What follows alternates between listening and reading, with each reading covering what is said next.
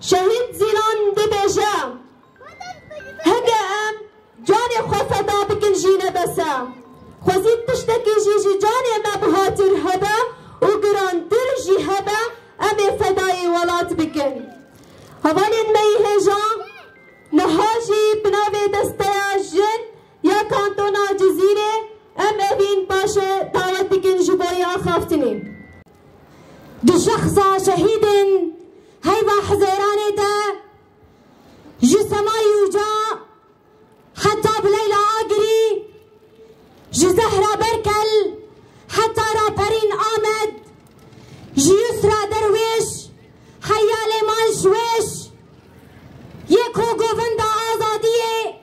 لتواهي كردستان و جهان دان گراندن و سركيشيا في قوفنده بخلقن شاگر فرماندار تکوشر و شورشگر زیلان سرکشی آوید که دی شخص وان جنن تکوشر ده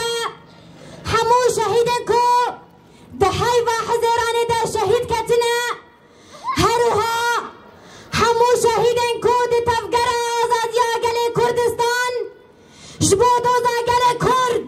جبو ناسنامه آگل کرد جبو هبونا همو گلن آزادی خواست تکوشین کرنه او گهانا آستا شهادته لفه داره لبازار حسکه برزداری بمنتداری و بدلسازی و ببیرتینن و بجنا خوال همبری وان تطوینن هفالین هجاتی زانین که هزین هگمونیک دخواستن کردستان بکن ولاتکی بگل دریا قرکرن تن نکرن و کام کجیا گل کردستانی ایراده که بیواتا ایراده که دوری حقیقتا گل کرد کو بوار راستی که بدنجین کو او گل کی بدوزن گل کی بی ایرادنه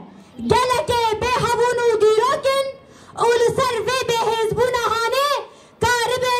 سیستم خوی دستهلاتر سرگل کردستان و تواهی کردستان بدن چکرن لهم بر کریار کل سر کردستان هاتن مشاندن تفگرین کردی یکو درکتن خود سپارتن هرما شبا ویجی تکوشینا گل کرد به هنجیاد آسید ما و نبو شورشک کردستانی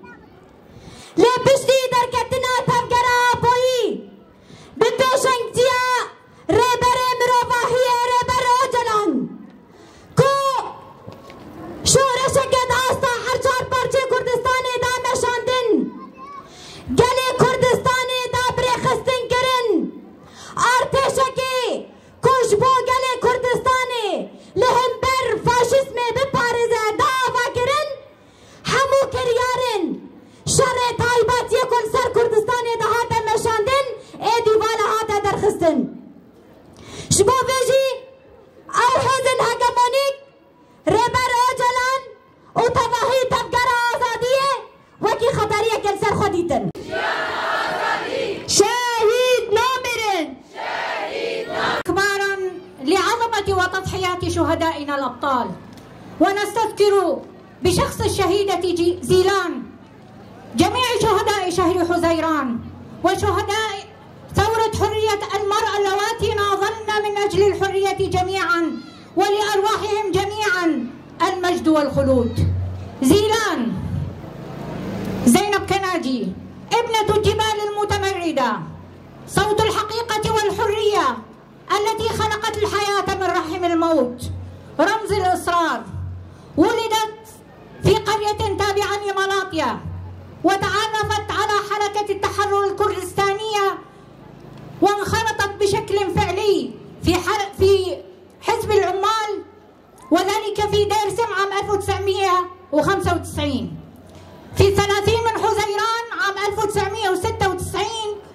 نفذت عملية فدائية عظيمة حيث قامت بتفجير 8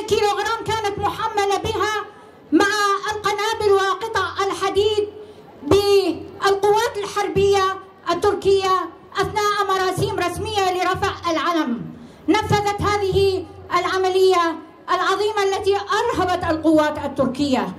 وهزت عرش الفاشية والدكتاتورية ونهج الإبادة الجماعية الموجه ضد الشعب الكردي. هذه العملية التي كان صداها كبير جدا، ومنذ ذلك الوقت أصبحت ديرسم ساحة جديدة للمقاومة. إن هذه العملية كانت ردا على محاولة اغتيال القائد في دمشق، عندما قام فريق الاغتيالات الخاص بالدولة التركية بتفجير سيارة مفخخة بطن من المتفجرات قرب مدرسة الحزب المركزية. كما كانت هذه العملية أيضا ردا على نمط الحياة التقليدية والحياة المزيفة التي لا يستطيع المرء أن يعيش فيها على أرض الوطن وبهوية حرة. زيلان رمز المقاومة والصمود. لقد قيم القائد رسالة زيلان التي قامت بإرسالها إليه قبل تنفيذها لهذه العملية الفدائية، وقال عنها أنها شخصية النصر، قال عنها أنها قائدة وأنا مقاتل لديها، كما قيم تضحيتها ولقبها بالمانيفستو، وقال أنه يمكن للمرء الحديث عن هذه المرأة القوية وذلك